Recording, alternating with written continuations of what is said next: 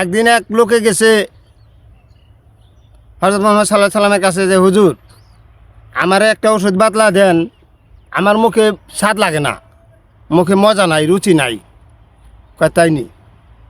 আচ্ছা ঠিক আছে, তুমি আজকে আমার লগে খাইবা তো দেখুমনি রুচি আহেনি মুখে। আচ্ছা, তো হানে কিছু গোস্ত মস্ত পাক পাক করছে, খাইবার দিছে বাদে ওখানে কয় খাও, দুখানি থুইয়া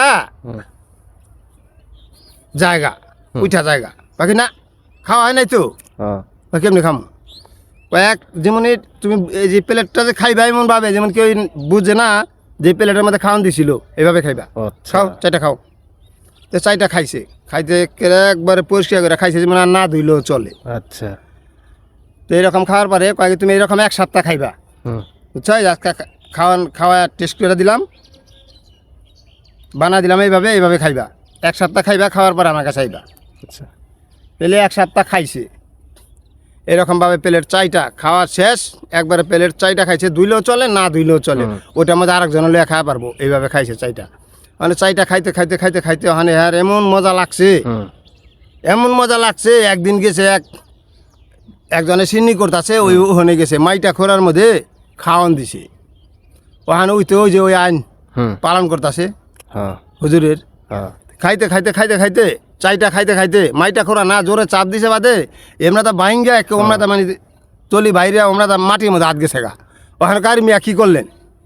এইভাবে কি খায় মানছে? এইভাবে খায় না দেখে তো এইরকম হয়, এইভাবে খায় না দেখে এইরকম হয়। দেখেন না, আমার এতটুকু আমি অল্প একটু লইছি, আমার কাছে এত মজা লাগছে মানে বলার মতো না। আর সবাই মনে করেন দুঠা মুঠা করে থুয়া গেছে গা, একটা যে এত সুন্দর করে খাইছে, এত মজা লাগছে আজকে খিচুড়ি তেলে।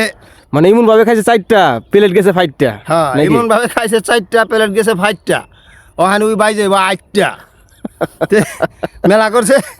যা খা হুজুরের কাছে কই যাই, তে হুজুরের বগলে গেছে, দেখা হুজুর আমি তো প্লেট 4টা খাইলাম, খায়া তো ওখানে আমার মুখে রুচি হনুমান চা দুনিয়ার যা আছে সব কিছু খায় হালাই।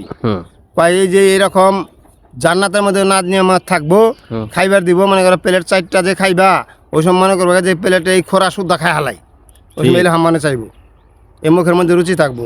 তাহলে মনে করেন যে প্লেট 4টা খাইবা হ্যাঁ 60টা রোগের উপকার পাইবো। তো এমন এমন রোগ এটা হযরত মুহাম্মদ সাল্লাল্লাহু আলাইহি সাল্লামই জানে, ঠিক আছে? মানে হযরত মুহাম্মদ সাল্লাল্লাহু আলাইহি সাল্লামের জীবনীটাই হইছে বৈজ্ঞানিক গবেষণা, যাই করছেন সবই আসলে এটা বিজ্ঞানসম্মত, স্বাস্থ্যসম্মত। অবশ্যই অবশ্যই, আর এটা মাইনা চলতে হইব যে হ্যাঁ এতটুক পথ দেখা দিব, ওই পথে তুমি পুরো রাইটা যাইবা, বাকিটা তুমি যাইবা।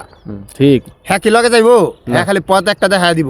এইভাবে একটা সুন্নতের আমল করবা, দেখবা যে এই যুগের মধ্যে একটা সুন্নতের আমল মনে করো যে ওই যুগের ফরজের সমান হয়ে যাইব। ঠিক।